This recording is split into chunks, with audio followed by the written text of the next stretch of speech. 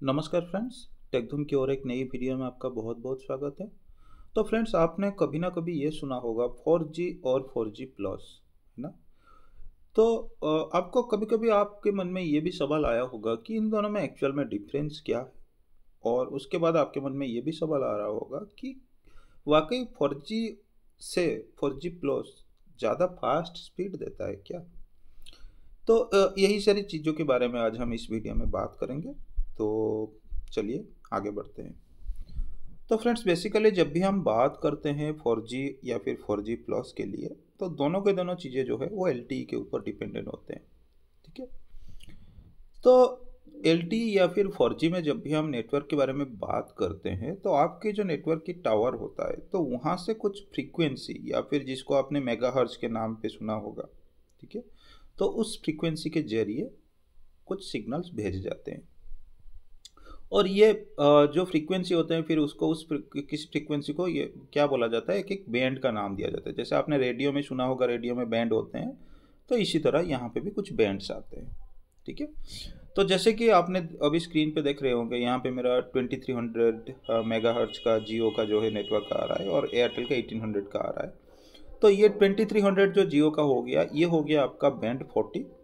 और 1800 मेगाहर्ट्ज जो एयरटेल का हो गया, ये शायद आपका आता है बैंड 8 में, शायद आता है 3 या 8 में आता है।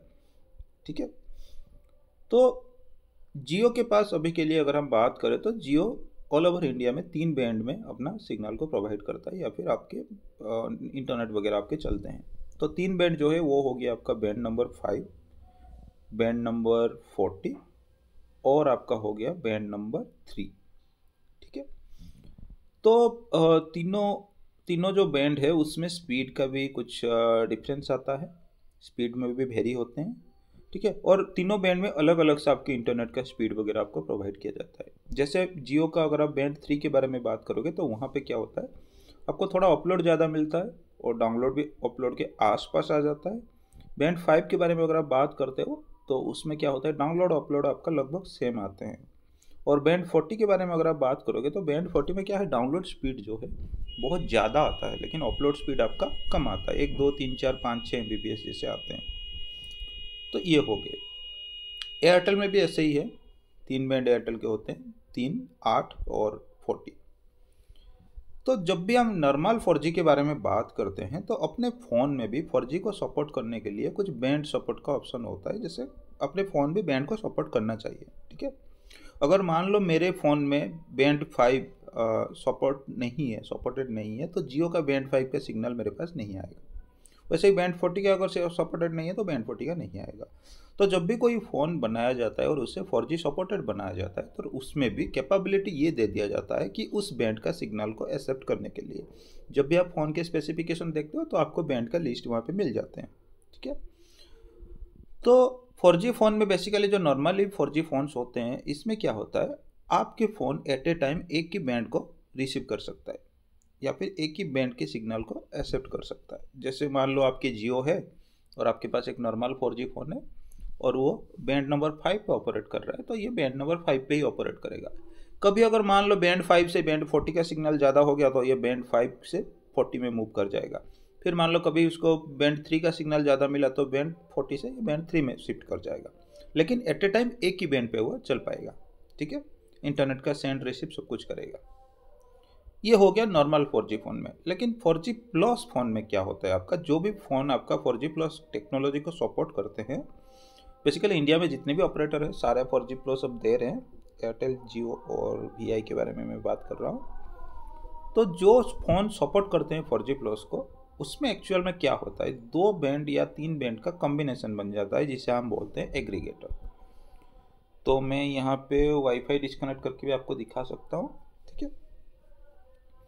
तो आपका क्या होता है, एग्रीगेटर बन जाते हैं। जैसे आप यहाँ पे, मेरा अभी फ़िलहाल के लिए 5G आ रहा है, लेकिन एयरटेल के ऑप्शन में अगर आप देखोगे ना, तो यहाँ पे 4G में देखो 1800 प्लस 2100 मेरे को दिखा रहा है। इसका मतलब मेरे फ़ोन में एयरटेल का 2 बैंड, जो कि बैंड 40 और बैंड 3 या 8 कुछ होगा, तो वो दोनों कंबाइन हो गए हैं। ठीक है। या फिर उन दोनों के बीच में एग्रीगेट हो गया है, जिससे हम टेलीकॉम एग्रीगेटर भी बैंड एग्रीगेटर या ऐसा कुछ बोलते हैं, ठीक है।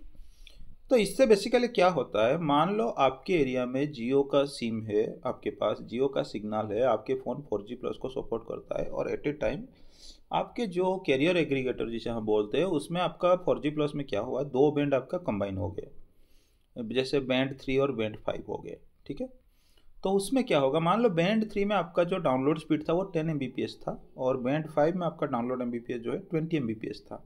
बैंड 5 और 3 अगर कंबाइन हो जाते हैं तो आपका जो डाउनलोड स्पीड है वो लगभग 30 Mbps आपको मिल जाएगा, क्योंकि आपके पास अब दो रास्ते बन गए अपने मतलब ट्रैफिक भेजने के लिए, आप ऐसा मान सकते हो, ठीक है।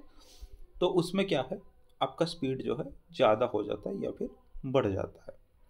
तो इसीलिए 4G जो भी आपके पास पुराना फ़ोन होगा जो सिर्फ 4G को सपोर्ट करते हैं, उससे अगर आप कोई नया फ़ोन देखोगे जिसके पास 4G प्लस का सपोर्ट है, तो 4G प्लस का स्पीड थोड़ा ज़्यादा हो जाता है।